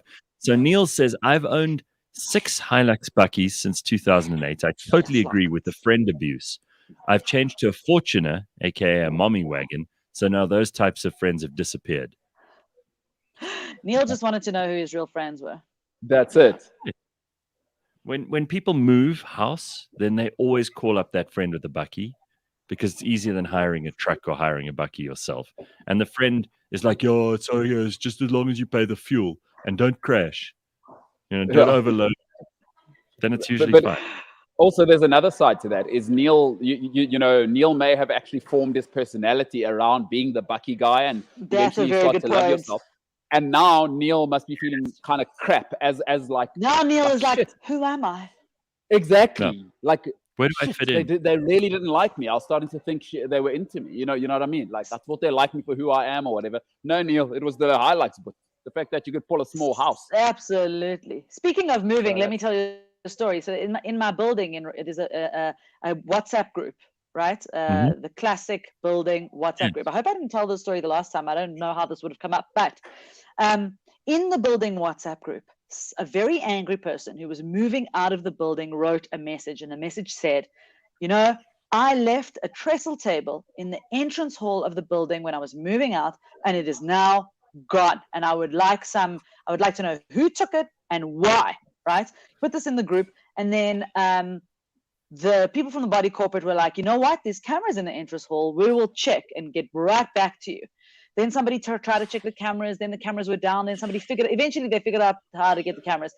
One woman who runs the body corporate, who is very organized. She is exactly the person you want running the body corporate. She's an accountant. Right. She found the video footage of the entrance hall, and guess who took the man's trestle table? The man. Was it not the man? Yeah, always. Wow. It is a video of himself taking his own trestle table out. Son of a bitch. And he obviously wanted everyone else to pay for a new table. You don't understand. Before he got the footage, he was trying to sue the body corporate. He wanted accountability. He went to the police station around the corner because he wanted to report it. He reported himself. And I know, and I feel like I know what happened there. This is the second part of the story, right? I think what happened was he took the trestle table, right, absent-mindedly with all the other things that he took, and put them on the bakkie. And the bakkie was driven by the friend. And I think the friend stole his trestle table. Oh, good point. That's a good one.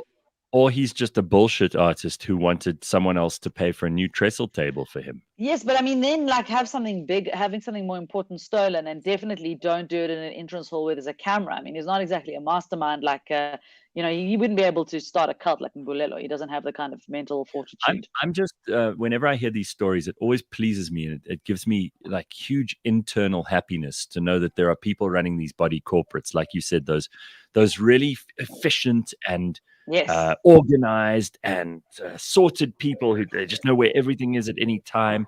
They can figure out any problem. It's very reassuring. Those are the people we need to vote for in these upcoming elections. I've got to tell you. And sometimes they're a bit Karen-ish. You know what I mean? Like they can be a bit Karen-y, but they are essential to a well-functioning society. They get things done. The Karens get things done, if nothing else. Yeah. I would love for a Karen to be our ward councillor in my neighborhood. I tell you what, we'd never have problems because she'd be on the phone as soon as anything went wrong. Why is my water off? Why? When are you going to fix it? When are you going to fix it? Phoning them every 5 minutes. Has it fixed yet? Speaking to the manager of the water in 2 seconds. Exactly. You want those people. And I mean, listen, I'm no fan of the Karens, especially through, coronavirus and lockdowns and them reporting people and all that shit. But these days, I would rather have a Karen running my neighborhood than anything else. But you know why Germany works? A large part. If you ask any German why Germany works, is they'll tell you it's because we're the best in the world at two things: designing cars and complaining. Because the Germans pride themselves on being great complainers, which is why things work. So I totally they agree. Complain about every little thing. I spent a lot of time in Germany now, but they get whatever they want. That society is like, you cannot believe the benefits these people have. You know, I when I was in Berlin recently, I was doing a show at a bar, and a young woman came up to me afterwards she's a South African who had moved from South Africa to Berlin just before COVID hit. And she said to me, she's a filmmaker, and I said to her, you know what, you've done the right thing. You've gone to where there's a thriving industry, but just the fact that you've left wherever you are and gone to a new place is good for your filmmaking, for your creative senses. I was like, you've done the right thing. It's great. You can grow and learn and be amazing. And she looked at me and she said, or not. And I was like, huh? And she said, or not. She was like, you don't understand. She's like, I could have a career here and also just live a normal life. She's like, I don't have to be the best and the most amazing and the blah, blah, blah, blah. She was like, I'm actually enjoying my life. Like in South Africa, it feels very do or die for me. Like I have to be the best. I've always had to be the best. to get out of every like a difficult circumstance I've ever been in. I've always had to like fight so impossibly hard, because if you're not on top of the pile, you are drowning, especially in a creative industry. And she was like, here, I can just live my life. And I was like, it makes a lot of sense. Yeah. But there is less pressure because things work, right? So you can you can sit at home and paint or do whatever, and then there's someone to pay for your medical bills if you have to go to hospital. You're not gonna like, you know, you might not be wealthy, or you might not be like the biggest success, or you might not, but you're not gonna die, you know. Yeah. Well, here's a good point from Derek. He says Karens are nature's litmus test for something that could potentially become a problem in the future. So we should be more appreciative of them, really. We've been very mean about Karens over the last 2 years, and maybe it's time that we started to appreciate them a bit more. A necessary evil. Yeah. Mbulelo, I see that they're dismantling and changing your background by the second. Every moment we see something new going on, it's definitely turned into a much more dangerous part of the cult agenda this morning. The thing which you may or may not get, again, you're born with it, is that a totalitarian power is absolute, or it doesn't exist at all. So I've made them change the entire place. I don't do small changes, otherwise people don't know, you know, where the father's fist lies. So yeah, right. I mean, I don't expect you to get it, but I'll keep updating you as it goes. Yes. All right. Now, listen, it's time for us to welcome someone to the show. Sne Gasa moved to the US 9 years ago from Durban. She went over there to be a nanny during her gap year, and she intended to come back to South Africa, but it didn't happen. And she's very happy there by the sounds of things. Hey, Sne, how are you? Hello, I'm doing well. How are you guys? Good. Can I just compliment you on your unbelievable sound? Oh, thank you. Someone has got decent equipment there on that side. So, Sne, first of all, I mean, welcome to the live show. I know you've listened for a while, and it's great to have you on board. Thank you. And where exactly in America are you? I'm in Ohio, Cleveland, Ohio. Wow, Ooh, Cleveland. Dave Chappelle land. Yeah. Dave Chappelle country. Yeah, you're into comedy, so yeah, he's like in southern Ohio, but I'm like way up north. Yeah. So, Sne, I mean, how important would you say it is for South Africans to think about the US, and for the US to think about South Africans when it comes to like this obsession that South Africans have of there's got to be somewhere in the world that's better than here? And you must hear this all the time from your family back home. Yeah. It's a thing that we do. We love to imagine that just geography would make everything better for us. No, definitely. I think people, like, ever since I've been here, people have a certain idea, and I think South Africans assume that it must be like a lot better to be in America, and I think it depends why you're here or how you get here. So I would say that before I came, I thought it would be pretty cool, but I didn't realize some of the things that I've learned just from living here, not necessarily vacationing. So something I would say to South Africans now that I didn't know then, you know, kind of like in hindsight, is like, it's not a perfect country, but neither is the US, because if you had a lot of time, like, I could talk all day about just some of the things that here, like the food here sucks. You guys have had guests before who talked about America, and the food is like one of my biggest, you know, hesitations or problems. But South Africa is a good country, despite it sounds like weird to say, and sometimes I even feel like, do I have a right to say this? Because I have friends who will say, "What do you haven't even been here 9 years? Like, why are you telling us South Africa is a good country?" But I think it's honestly one of the best countries in the world. Having not been there in that long, and having been born and raised there, I really, really think South Africa is a special country, and it's hard to pin down. Like, even Americans will ask me, you know, because Americans assume all sorts of things about why people are here. Are you a Sudanese refugee? Like, no. I was about to ask if they ask you where you're from, and if they understand where you're from and what it means to them. Yeah, and somebody was asking me, "Oh, welcome to Ohio. It's so you know, you must be so thrilled you're here." I'm like, "Oh, I mean, I wouldn't say thrilled, but it's not bad." Were you? So why exactly did you come to the US? Were you escaping an arranged marriage? I'm like, oh wow. no.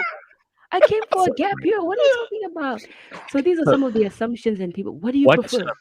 what was the reason you stayed? Because you say you came over for a gap year and you were going to just be a nanny and earn some pocket money and travel a little bit. But what made you want to stay? It was this opportunity. Like, I worked for an American family. I looked after their kids who were very, badly behaved, at least by the standards I was raised in South Africa. And the mother, actually, they were very well educated people, and I wanted to go back to South Africa, maybe do an au pair in Germany. I almost went to the Netherlands, but the family was like, "What are you gonna do with the rest of your life?" And I was like, "I don't know, travel the world." And she said, "Are you going to go to college?" And I said, "Maybe I'll figure something out in South Africa." I wanted to go to Wits. I was like, I could go to Wits and figure something out. And she said, "Would you like to go to college in the US?" And I said, "Sure, but how does that happen? I'm not a diplomat's child. It sounds like these are the type of things only those people could do." And she said, "We'll figure it out. We'll help you. We'll figure out the paperwork. But Wow. if you want to, our kids really like you. We really like you. You want to stay here, go to school. We'll figure something out." And I took the chance. I didn't. I Ooh, was gonna go amazing. back, but she sought out the opportunity for me, and she said, "If you're willing to stay, we're willing to help you out." Wow. Now, a lot of people are asking why Amazing. Ohio, because Ohio sucks. It's I almost like was gonna ask that. I was the gonna ask Free that. State. Heinz says it's almost like the Free State. It's so boring. It's Do you like the agree? Free State. I was gonna ask. Shame they don't know that they're in the Free State of America. No, there's a lot of memes though. I think secretly they know, like, that, because they get made fun of. Like, it's by the lake, like the one of the Great Lakes, so it's Ah, Yeah. sometimes referred to as the mistake on the lake.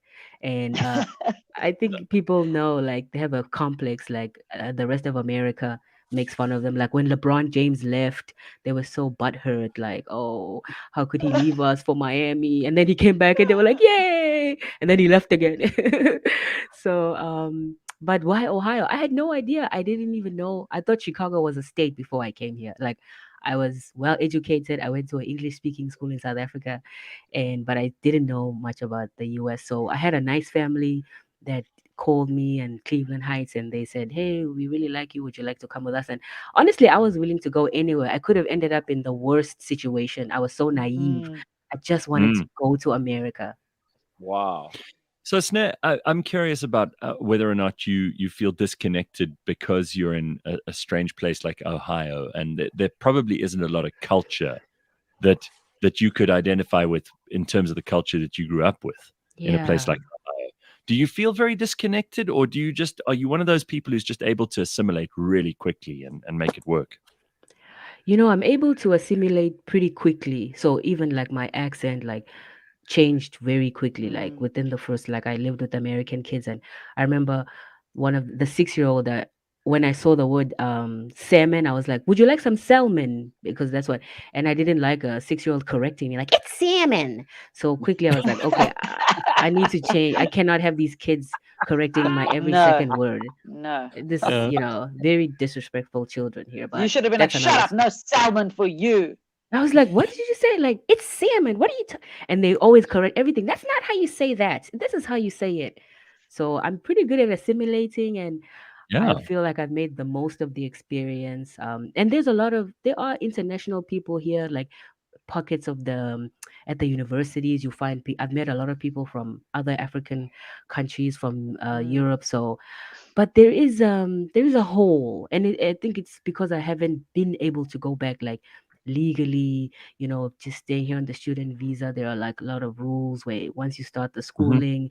So I feel I've almost kind of felt trapped, that I have to stay here. Like, I've heard people talking, like Chimamanda, the author from Nigeria, Trevor Noah. They say one of the best things about America is that you can leave. One of the things they like, they can come and go as they please. They can go to Nigeria, come back, and I Mm. sort of felt like just really stuck here, and that's made me feel mm. kind of very disconnected and lonely. And Ohio is the winters here suck. Like, it's the Oh, middle of the night. Have I you have been able to travel at all in America? Yeah. Sorry, interrupted you. I've traveled. I did the au pair thing in Phoenix, Arizona, as well, for Oh, one year. wow. That was very hot, and In the it desert. was Wow. Oh, too hot. They didn't say it was the desert. They said, "Oh," and I was like, "It's the desert. Oh, Why yeah. is the people living here?" So Oh, hot yeah. there. Now you're cold in Ohio. It's not. Now the winters are. I have my happy lamp. I have to have a happy lamp because the winters are brutal, and I get What very is a happy? depressed. What is a happy lamp? Yes. What Oh, is a it's happy just lamp? this How can we light get that one? like the room is kind of bright right now, and it's this light that I cannot even, if I have it too close to me, it's like, it's because the what's the seasonal affective depression disorder. You don't see the sun, you're lacking vitamin D. And I bought this happy lamp where in the wintertime it gets so dark and you haven't seen the sun in 5 months. So I just turn it on and it just like illuminates the room, makes the room very bright, and it's supposed to help uplift your mood a little bit. It's like Which college did you end up going to, Sne? so I started at community college because I was Okay. self-paying. That's also another story, because I was not here on a scholarship. The family that said they were going to help me for a little bit, and then they moved on, and so I was pretty much on my own, and I had this visa that was valid as long as I stayed in school. So I started in community college, self-funded the community college. I Wow. got the first 2 years, and then took 1 year to get an internship. I worked, saved some money, and then I transferred to a private 4-year school. It's called Hiram College. It's just a small college in Ohio. I did the last 3 years, and I just graduated this May, and it was the Congrats. hard. Wow. Thank you. Congratulations. What did you Let's go. eventually That's end up doing your qualification in? Business, and Oh, nice. who knows what that's going to lead to. All But right. So now that you've finished studying and you've just graduated, obviously once Corona has sorted itself out and travel's a lot more simple, because we're not all as brave as Gilli. You're so brave, Gilli, to travel. Jeez. traveling It's the actually so world. inspirational, so moving. Oh. And I am Gilli, I so could have never brave to started have my all my cult without travels you. paid for and go do my job all over the world. I am so Yeah. brave. I could have never So- started this cult without you. Mm. Just you, so brave. Mbulelo looks like Come on. he's at the Met Gala. I'm like, what's happening over there? no, Yeah, it's well, listen, the South this is African about you. version. It's the South I'm just, African version of Met Gala. I'm just starting a cult. Let's not make a big deal about that. Let's talk Okay. about Yeah. Ohio. It's much more Yeah. interesting. Yeah. Now that you've qualified and travel is opening up, what's your plan of action? I mean, you're going to stay in America because you've stayed there long enough now that they pretty much think you're American, right? Yes, and being American is easy. Like you can, if I moved to France, I could never be French. I can have Right. but being American, you just got put on the accent and hand on the It's because we've been heart. watching them our whole lives. We've been watching every move they make. It's so easy to really and they're so simple-minded sometimes that just few things matter to them. And then you're part of and they don't even understand. Like I could say I'm an American, and people don't even understand how visas work, how you don't just waltz into the country and then you get all the immigration benefits. People have no idea. But And that's so also how long why. until you're a citizen? Sorry, Gareth. Go ahead. I'm in the process. We have I got married last spring, and that's been a year process. tov. Pardon? So who's the husband? Did you know him before this, or was it an arranged marriage? Like people thought. Right? It's like you come here for the So maybe arranged that's why they were marriage. asking you, like, are you from an arranged marriage? Because we would like to arrange you a marriage. Just go, hey, I don't know. I was brought here by a man. I was put in and he put me in a wedding dress. I was rushed on the aisle, and then suddenly you have no idea I was married. That's excellent. That's excellent. So who's this guy? Who's your husband? Tell us So my about him. husband, Gilli will be happy. My husband is an American, but he's Jewish. He's a Ah. Yes, he's a- see, she does right. yeah, I know. But my Did mother's you have not. to convert? Did you have Hey, to convert? no. You can't. You say your mother has to be Jewish or something like that. You don't convert, Yeah. or You you can can. convert. No, you can Yeah. convert. It's a 7-year process though. Eish. From I have a friend who did it. 7 years. No, it's not. You It's not a 7-year process. How She's long? like, don't listen to him. I thought he said 7 It's years. long, but it's not 7 years. No, Okay. maybe your friend had a Jewish learning disability. Yeah. Listen, 7 years is how long Moses spent in the fucking desert. That's enough. Yeah. You could walk all the way from Egypt to the promised land in 7 years. Yeah, well, That's a- Sne spent a year in the Phoenix desert, so that was enough, Yeah. maybe. Oh. to Yeah. convert her. all right. So Yeah. this dude, Okay, so so So this dude, he's American He's and a white American guy. white American guy. And what do your family think of that? I mean, how often do you speak to them? No. Because they must already. Mbulelo knows what's Cool, up. cool. Manje usiletheleni. We knew if you went to America. Yo. Umlungu. Sne, Yeah, umlungu. Ay. And it's like Umlungu on steroids. What did they say? No, I have to be very honest. So like I grew up like conservative Zulu household. Like I wasn't allowed to date. Like I'm one of many Oh. siblings, and yeah, it was like I remember being in school, like primary school, and my sister was standing with the boy by the neighborhood, and they weren't even holding hands. And then she came home, and my father slapped her on the face, like, don't do that. And it was instilled in me that like we don't date. Like it was just these messages that, you know, we never talked about it, but I knew this is not something to do. So, you know, kind of in America, like I'm an adult, like I'm 29 years old, and I met this person like in a legit way. It's a real thing. But I was so nervous to tell my family that I'm like dating somebody, and I freaked out. And like the day before I got married, I had to come clean, and I told my mom I'm married and I'm getting married tomorrow. And my dad, like, Oh, wow. I still have this thing like that. It's weird, you know, like, oh, because Was your dad going to ask where the American dollar lobola is? Because I'm sure that was an issue. He's like, okay, that's fine. You've made the move. You've decided to go and be an American, but I still I'm required by my culture to insist on some kind of lobola. Did that not happen? It came up, but my dad's is progressive. He said, you know, I don't know, as long as you're happy and he's gonna take care of you. But I know when I come home that he's gonna say, hey, so what about that? You know, but he was he was so he was so like, you know, we trust you and we're happy for you. And then he FaceTimed with my husband, and, you know, he was like cracking all these jokes with him. And Americans are very literal. So he was not getting it because my father was like, hey, you speak English. Do you speak English? And he's like, why's your dad asking me if I speak English? I'm like, he's just joking. Like, this is, so he was not, it was a bit of a disconnect, but yeah, it was good. They were happy and I was not in trouble. That's now, awesome. you didn't have a great. whole lot of people at your wedding, right? I just want to show everybody a picture here. Here's some photographs because you've shared with us a couple of things which I love. So here's you and your husband, and you got dressed. So cute. You got dressed up in some traditional garb, which is nice, and he tried with like an African type shirt. That's nice. He tried. Shame he tried. He got that shirt at like a festival. Yes. Like He was like, "Is this Burning Man. Look at you two. What a beautiful couple. This makes me happy. So cool. This makes me so That's happy. so cool. And this is you at your graduation with lots of colors on it. There's a flag, and it's beautiful. Sne. I'm so happy to see this stuff. Thank you. So, Thank Sne, you. I mean, so from what you're saying, obviously, because of a thing that very few people have heard about called COVID, your family couldn't come to the wedding, huh? So I would imagine it wasn't the biggest wedding. It looks like. No, that's what I was. Just the two of us and the officiant. I thought Mbulelo is. I was thinking Mbulelo would be like this. You're like the minimalist guy.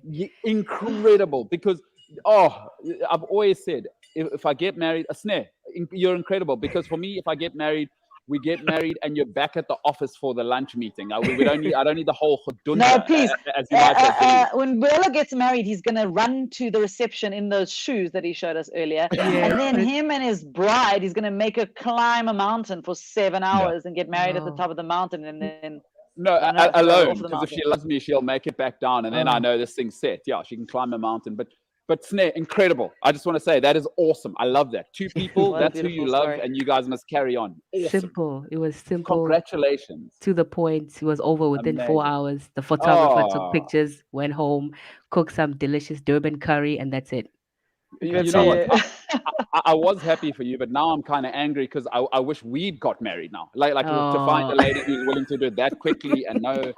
Are you and your husband talking about kids yet, or is that something that's on the agenda, or am I prying too much? No. I mean, first of all, it's like once I get the green card, it's like, oh my goodness. Plus, I'm 29, and I'm still trying to, you know, get my feet into the working environment, actually get a job. And something I was thinking about was I've had to work very hard here, like because of the legal restrictions. Like how I've actually had to get by is being a domestic helper. Oh, I've really? yeah, cleaned. You get quite a bit of money doing that in the US, like up to $20 an hour. And just today, I went Wow. to three people's houses, scrubbed toilets, vacuumed, and that's how I've been making my money. And it's something that I credit that to having been born and raised in South Africa. That I didn't come Yeah. here saying, I'm not gonna do this. That there's a certain resiliency. I see people. Only few people would be able to Yeah. do what I've been willing. It's usually the South Africans, the Brazilians, the Thai, the Ecuadorians. We are the ones who are gonna stay in America, do just about anything to get money to support ourselves because we don't have families back home. A lot of the people here, they actually have to send money back home. Yeah. And And we you're will, not and spoiled. we're not, and the American people say, oh, they take it. What we are doing, Americans will never do. So we're not short of people looking for us to do these jobs. It's always like that with immigrants. It's the reason they immigrants in any country get so much slack. It's because immigrants are willing to do whatever it takes to survive, so that they can Whatever it takes. so that they can ultimately thrive and that their kids can thrive. And it gives you the winning edge, man. That's also why countries like America have done so well in the past, is because they open themselves up to immigrants, and immigrants work really hard to stay there and to not have to go back to, in some cases, really terrible places that they come from, or because they so desperately want to make it in America. And I think that's something that South Africans are pretty well known for across the world, and it's something we should be proud of. It's like, I think anyone who knows South Africans in Europe, in America, even in Asia and other parts of the world, even in places like Dubai, which are so different, everybody knows South Africans are prepared to do the work. We're prepared to get our hands dirty. We're prepared to get. I can't absolutely. I can't compare to your story, but just a small anecdote of when I was traveling now, when I was in London, I needed to get a spot at one of the comedy shows, at one of the stand-up clubs, and I couldn't figure out. Like, a friend of mine was supposed to organize me a spot. He organized me the one night, but not the rest of the night. And I was there to do work. I was there to actually get on stage and make some progress. And I couldn't get on stage because the one guy didn't organize me a spot, and then another comedian also didn't come through for me. And I said to my friend, I was like, just come with me. We're going to that club, and I'm just going to go there and ask the guy myself. And when I got there, I noticed two things. This is like one of London's top comedy clubs. I noticed two things. One, because I said to her, like in South Africa, I didn't make any progress. The way I succeeded was not by staying at home. I can guarantee, the one way to guarantee not getting a spot on a lineup is to stay at home. And so I got up. We went to that place. As I walked in, another comedian said to me, like, what are you doing here? Do you have a spot yet tonight? I said, well, I'm here to try my luck. And he said, I'll tell you what, I've got 20 minutes. I don't want to do 20 minutes. I'm going to ask the owner if he can give you 10 of those minutes. He goes down, he talks to the guy. The other guy comes up. Eventually I get a spot.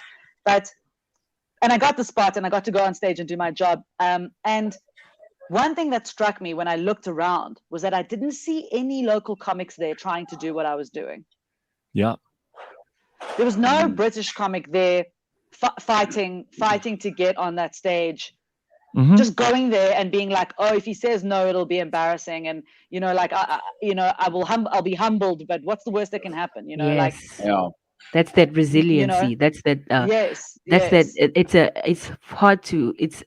It's a resiliency that South Africans have. And, I was born in 92 and I went to an English speaking school. And in some ways, when I came to be an au pair, I was actually quite privileged. I met Germans, Europeans who were like, I came to improve my English. And then they were looking at me, how your English is so good? Are you from Africa? Like, yeah, I'm from South Africa. Right. Like we have 11 official languages.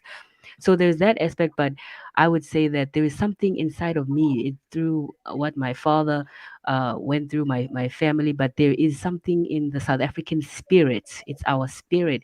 It's something, when I come to South Africa and the plane just lands at OR Temple, before I even speak to anybody, the energy, the vibe, the collective energy of the country is so powerful, and it's impacted me, and it's something that will stay with me for the rest of my life. And I did not appreciate being South African actually until I came to America. Wow. And this country and my roots have carried me through to, if I wouldn't have done any of this if I had not come from where I came from, the townships of Beautiful. KZN. That's beautiful. Wow, that is awesome. Where exactly in KZN are your family? Claremont. There's a township in Okay. Claremont. Yeah. So, and my Durban. father ran some shops and hustled. Sent two of us out of 9 kids. Only 2 of us could go to these, English speaking schools, and that's not something that I want to. Even when I've been here, that as hard as it's been, and the cleaning kills my body. It's hard. I It's think also about good. my father and the opportunity that I got, that I'm gonna ride this one through, and I'm gonna make the most of whatever opportunity I get. Well, I'm so Wow. happy to meet you today and to actually hear your story. And really, it's amazing to connect with people from all over the world and to hear what they're up to and to see what they've been doing.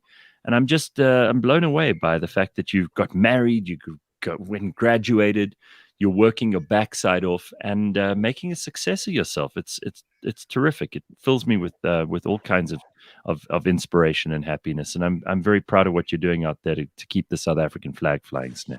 Thank you, Gareth, and Yeah, thank it's you. really It's been Thank you. I feel very supported. I feel like you guys are behind me, like cool. when 100%. it gets lonely and it gets sad, and there's those dark moments, especially the winter that's coming. I listen to you guys and you're like, it's summer, and it's always the opposite, the inverse of us. When Gareth was complaining about the winter time, and he's like, Yeah. wow, it's spring, and I'm like, oh, that means the other thing is coming for us. Well, Are you going to stay in the States?